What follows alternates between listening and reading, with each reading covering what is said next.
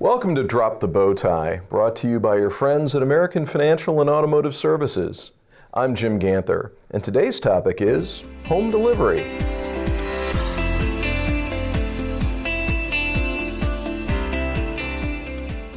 In many jurisdictions across the United States, and the list is growing every day, people are being subjected to what are called stay-at-home orders. Under a stay-at-home order, you are requested to stay at home. The only businesses you're allowed to visit or patronize are considered essential businesses. That would include doctors' offices, hospitals, grocery stores, gas stations, banks, and in many jurisdictions, automobile dealerships. But that is not uniformly true, either on a city-by-city basis or a state-by-state basis. Assuming you are still allowed to conduct operations in your jurisdiction, the question becomes, can a dealership which is considered non-essential still make home deliveries of vehicles? Right now, I cannot find an answer to that, and in any event, that is going to be a state or local question. So let's assume that during the course of this coronavirus lockdown, you are allowed to make home deliveries of vehicles to stay in business and continue servicing your customers. If you can do it, how should you do it? Last week we talked about hygiene, about the concept of premises liability and how it might extend to keeping your cars clean as well as your facilities. Today I'd like to go through the mechanics of actually conducting home deliveries of the vehicles that you sell. I recently saw an ad on television from Ford Motor Company that said to get through this crisis, they're going to be providing home deliveries of vehicles. I was curious about that, so I called one of our local Ford dealerships and I said, have you gotten any guidance on how to actually do a home delivery? And that dealer said, no, we've been told to do it, but even Ford hasn't been telling us how. By the time you see this video, that might have been solved, but right now there are a lot of open questions. How to do a home delivery? Well, the first and most obvious step would be make it as paperless as possible. There are many technologies available to dealers as well as all other businesses to conduct business from remote locations. Yes, you can do a F&I presentation live from your F&I box through such technologies as Skype or Zoom, and they can be very effective. Depending on the technology available at your store and available at the customer's home, you could even have all the documents signed from a remote location. If the customer has a smartphone, or better still, a smart tablet with a touchscreen capability, you can sign documents and never pass the paper whatsoever. Whether or not you have that technology or your customer is an individual question, but if you don't at your store, now is the time to get it. I have been advised that the Darwin technology platform does allow for remote presentations of F&I menus and paperless delivery of documents, provided the customer has the necessary technology on their side. If the customer does not, you may have to do it the old-fashioned way with pen and ink on real multi-ply contracts. If a physical signature is necessary, make sure that you're consistent in your presentation at the customer's home, that you have a process in place that you can repeat every time, and that process should include social distancing. The 6-foot social distance we are being asked to maintain is essentially one arm length to another arm length. So don't sit right down next to the customer on a coffee table or a kitchen table and breathe over their shoulder telling them where to sign the documents.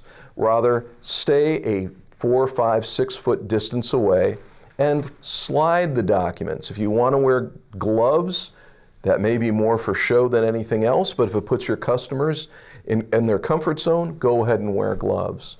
Slide the documents to them. Make sure they already have sign here stickers so you don't have to get very close and point. Make it easy, make it obvious. When you receive the documents back, take a moment and make sure every document is signed in the appropriate spot. You want to minimize return visits. When I accepted delivery of the car I'm currently driving, a dealership employee dropped it off at my office, came up the elevator, and walked me through signing all of the documents, and then he left. An hour later, he came back because I had forgotten to sign one of the papers. Don't let that happen in a time of heightened concern owing to the Chinese coronavirus. One topic you need to be aware of with home deliveries is that some products are considered insurance products. Credit life, credit disability insurance are obviously insurance products, but in some states, GAP is considered an insurance product.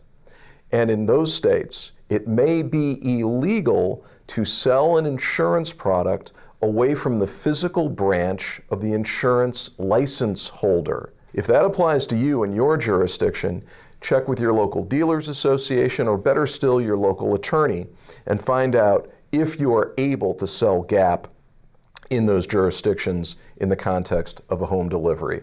When you make an off-site home delivery, be sure to bring another dealership employee with you. This is for a couple of reasons. The first and most obvious is, well, if you have to drive the delivering employee back to the dealership, you're going to need somebody else in a chase vehicle. But sometimes the customer has a trade vehicle which the delivering employee could just drive back to the dealership. So why do I recommend having 2 employees at every delivery? One is physical safety. I am not suggesting that you are going to be making deliveries to crack houses, but you may be making some deliveries to neighborhoods that better have the strength of numbers than not. Another issue is this. This is a true story from today. One of my employees has a boyfriend who works as a technician at a local dealership. Today, a customer drove his car to the service drive to get service performed, but he was very sketchy and acting somewhat strangely. He kept yelling at people to keep your social distance, keep 6 feet away, which in fact they were doing. But at one point, a dealership employee got less than 6 feet from this customer, who apparently ran away screaming, contacted local authorities, and that dealership got fined. I don't know how big the fine was, and it seems to me strange that someone so concerned about being close to other human beings would take his car to a dealership. I'm an attorney. I smell a scam here.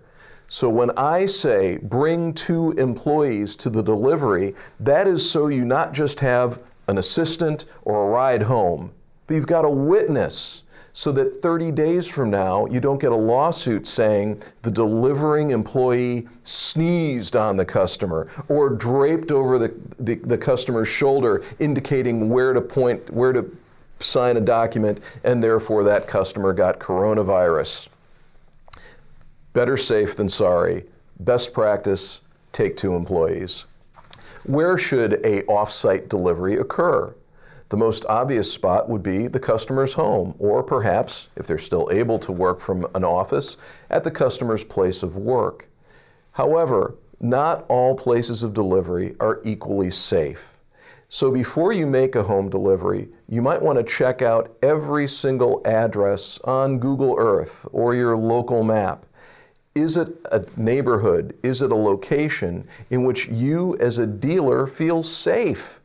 Do you feel safe having your employees go to that address? We are not suggesting that you avoid making home deliveries to bad neighborhoods. What we are suggesting is if the neighborhood really has you concerned, offer to make the delivery at a public location somewhere that's very close, somewhere during daylight hours, that's easily seen by many witnesses and has some foot traffic around it. In a time of coronavirus, there may not be a lot of foot traffic, but we don't want your employees making deliveries to a crack house. I'm not suggesting that you can only make delivery in the parking lot of the local police precinct, but be wise. You have to serve your customers, but you have to protect your employees as well. Home deliveries are being offered right now as an expedient and as a convenience to people in a time of heightened awareness of infectious disease. That will pass. But you know what? The convenience is going to be enjoyed. What is now a necessity, I believe 6 months from now, will become the norm. So embrace change. This is something that Carvana has been doing for years now. So too has Vroom Auto. Get with it. Meet them where they're trying to beat you and beat them back. If you have any questions about this or any other episode, please get those questions to your American Financial and Automotive Services representative. They'll get to me and I will respond as quickly as possible. For Drop the Bow Tie, I'm Jim Ganther. Thanks for watching.